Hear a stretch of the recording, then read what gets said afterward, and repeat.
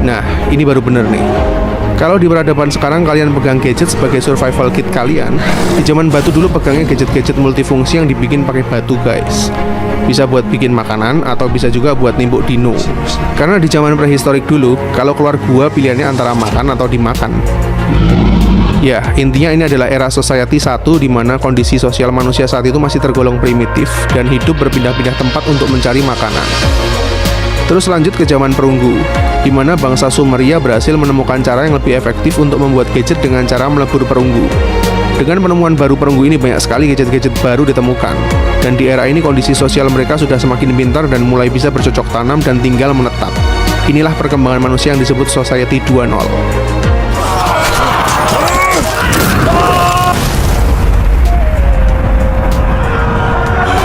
Era ini terus berlanjut cukup lama sampai akhirnya ditemukanlah mesin uap pada tahun 1800-an, yang artinya dimulailah revolusi industri yang pertama, di mana efisiensi pekerjaan semakin baik berkali-kali lipat karena adanya mesin.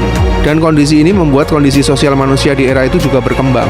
Jika sebelumnya semua orang bertani dan bercocok tanam, kini mulai beralih ke industri. Itulah yang memulai tahapan Society 3.0. Sejak adanya revolusi industri 1 dan Society 3, paradigma manusia pada era itu benar-benar mencapai tahap keemasan.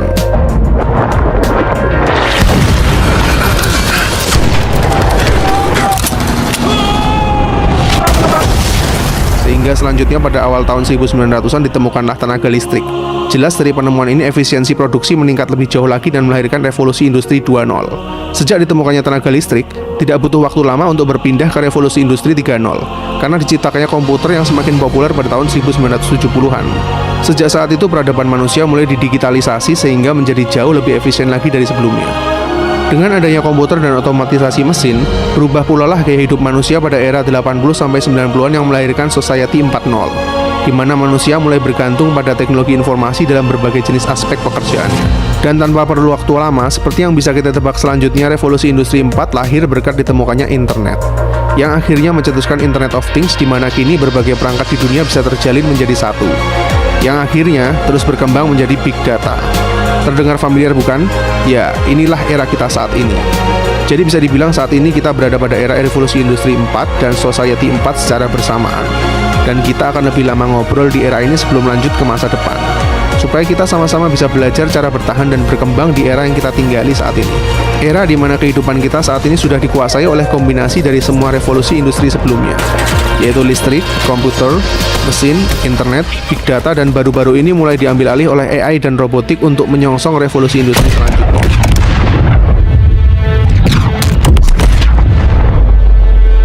Ini adalah era transisi di mana teknologi akan mulai mengambil alih sebagian besar pekerjaan manusia, di mana peran listrik dan mesin pada revolusi industri kedua sudah menggantikan otot manusia. Komputer dan otomatisasi di era revolusi industri ketiga sudah mulai mengambil alih pekerjaan otak kiri kita, dan kemungkinan besar peran AI juga akan segera mengambil alih pekerjaan otak kanan kita. Namun hal ini masih belumlah seberapa, karena sebentar lagi era robotik akan semakin berkembang lebih jauh lagi untuk menggantikan banyak pekerjaan profesional.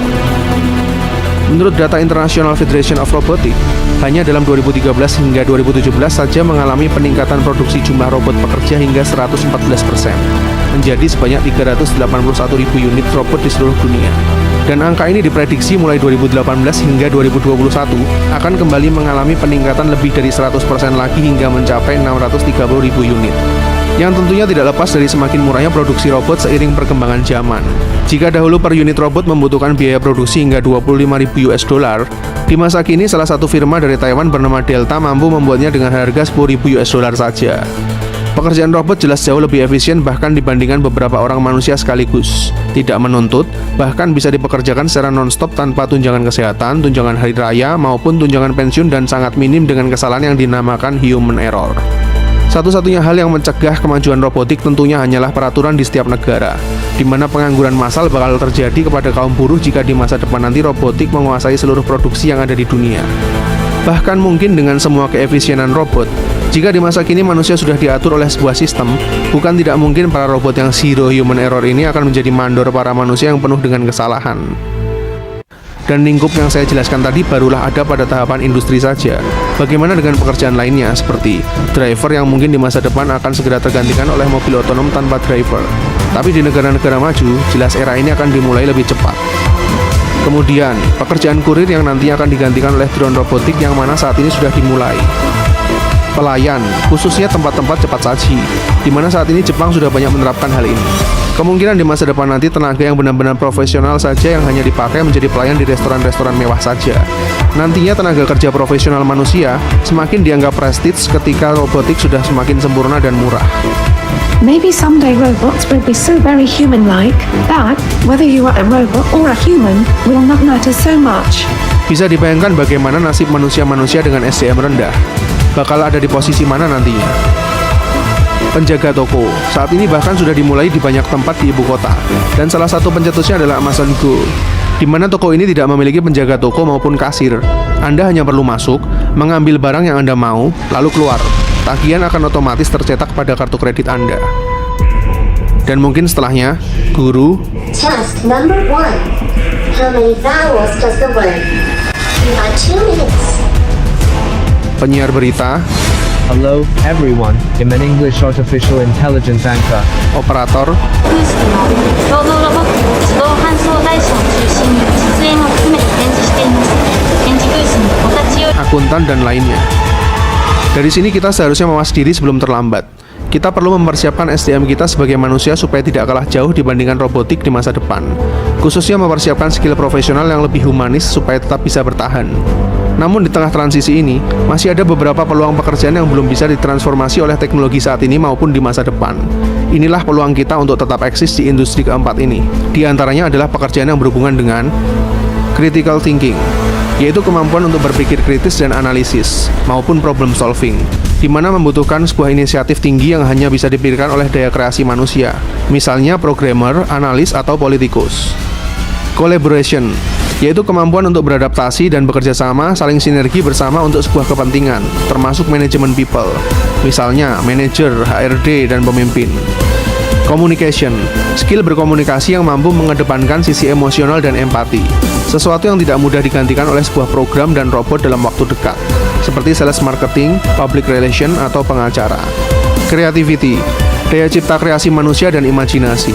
Inilah yang membuat manusia unik dan berbeda, seperti entertainer, konten kreator, atau musisi. Setidaknya 4 hal ini masih relevan untuk bertahan di era komputerisasi digital dan otomatisasi sehingga menyongsong revolusi industri selanjutnya. Namun pekerjaan-pekerjaan yang sebagian besar memerlukan otot, perhitungan pasti, maupun pekerjaan yang bersifat repetitif, sepenuhnya akan segera digantikan oleh sistem dan mesin. Dan saya tidak sedang membicarakan angan-angan 100 tahun ke depan.